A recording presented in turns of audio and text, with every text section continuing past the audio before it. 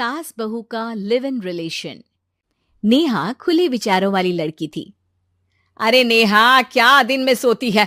ससुराल में ऐसा नहीं चलेगा, वहां तो काम करना पड़ेगा। काम जितना काम होगा कर लूंगी माँ, पर अगर कोई ये कहे कि सारा आराम छोड़कर सिर्फ काम ही करना है तो ना भी ना, मुझे नहीं करनी शादी।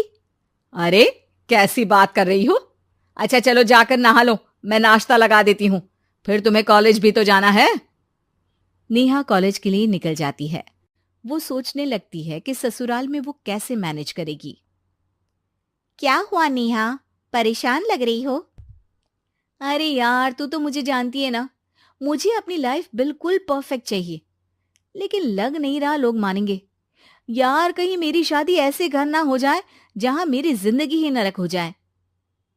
अरे मैंने ना कल एक इंग्लिश फिल्म देखी थी, उसमें भी कुछ ऐसी ही समस्या थी हीरोइन की। अच्छा, तो फिर क्या किया उसने? उसने तो अपने होने वाले पति से साफ साफ कह दिया कि वो पहले उसके घर कुछ दिन तक बिना शादी के रह कर देखेगी, और अगर ठीक लगा तो ठीक, वरना तेरे मेरे रास्ते अलग। अरे हाँ यार, ये तो बिल्कुल सही आइडिया दे रही है तू मुझे। चल मैं तो चली, थैंक्स यार, तूने मेरी प्रॉब्लम सॉल्व कर दी। ये बोलकर नेहा खुशी खुशी वहां से निकल जाती है, लेकिन पीछे से उसकी सहेली कहती है, अरे नेहा, नहीं नहीं, कुछ नहीं सुनना मुझे। ये बोलकर वो वहां से चली जाती है। हे भगवान, पूरी बात सुने बिना ही चली गई। अरे वो तो विदेशी फिल्म थी, वहां सब चलता है, लेकिन ये तो भारत है, सभ्यता और संस्कारों वाला देश, जहां शादी से पहले लड़की को ससुराल में नहीं रखा जाता। खैर, नेहा मस्त होकर घर आती है। नेहा, कल तुझे लड़के वाले देखने आने वाले हैं, और हाँ, इस बार कोई बहाना नहीं चलेगा। हाँ हाँ, आने दो आने दो, मैं तैयार हूं शादी के लिए।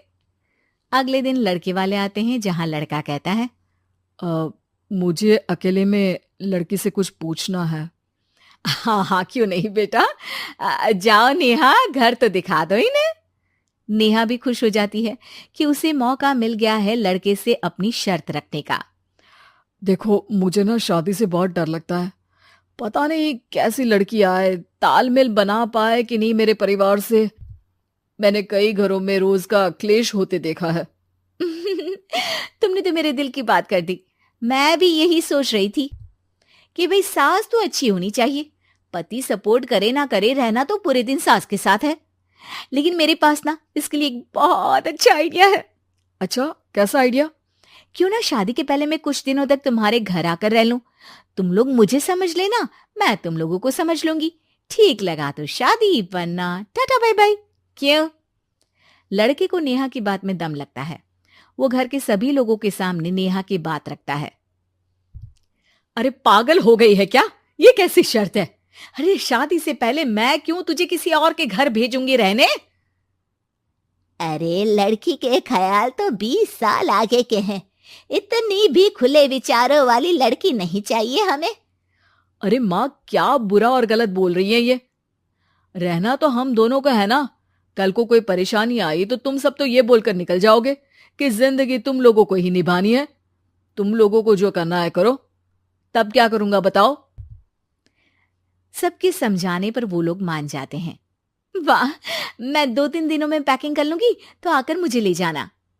और नेहा पहुंच जाती है विशाल के घर। आओ आओ, ये रहा तुम्हारा कमरा। इस घर में तुम एज अ गेस्ट रहो, लेकिन माँ तुम्हें बहू की तरह ही ट्रीट करेंगी, और तुम भी उन्हें सास की तरह ही रखना।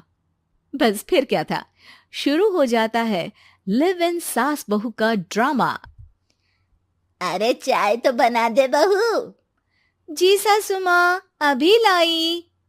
नेहा चाय लेकर आती है कि बस चाय लेकर आई हो, इसके साथ पकोड़े भी ले आती।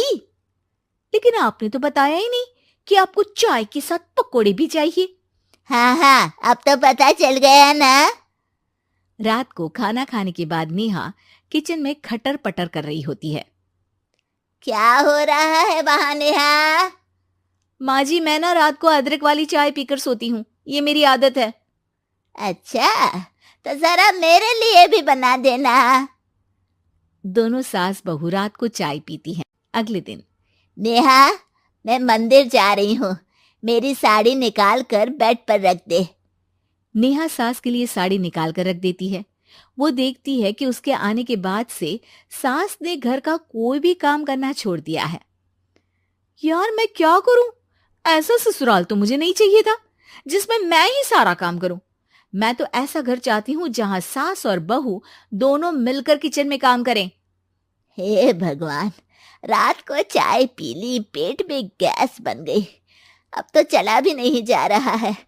मुझे तो ऐसी बहू चाहिए जो हेल्थ के प्रति कॉन्शियस हो, क्योंकि वो ठीक रहेगी तभी तो मैं ठीक रहूंगी। दोनों समझ जाती हैं कि वो लोग एक दूसरे के लिए नहीं बने हैं।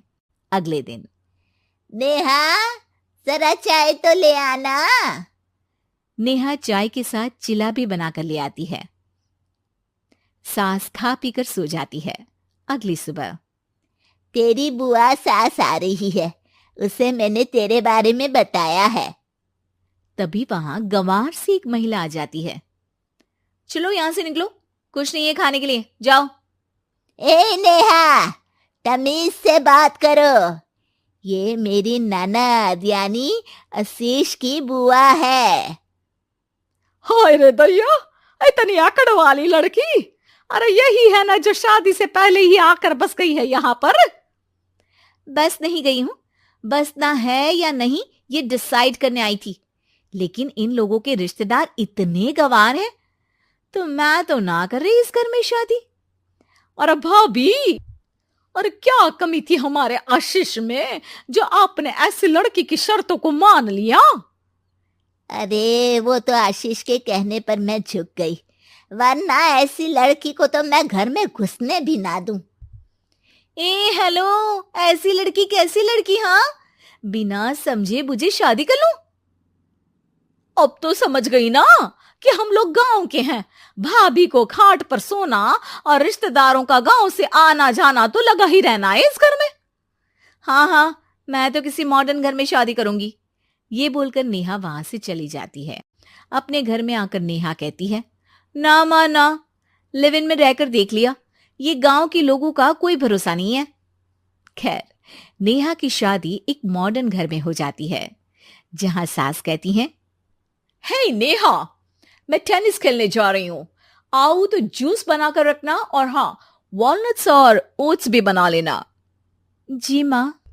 माँ मॉम बोलो डार्लिंग, माँ इज ओल्ड फैशन। बेचारी नेहा सर पर हाथ रख लेती है। हे भगवान, ये सास तो सास ही होती है, गांव की हो या शहर की।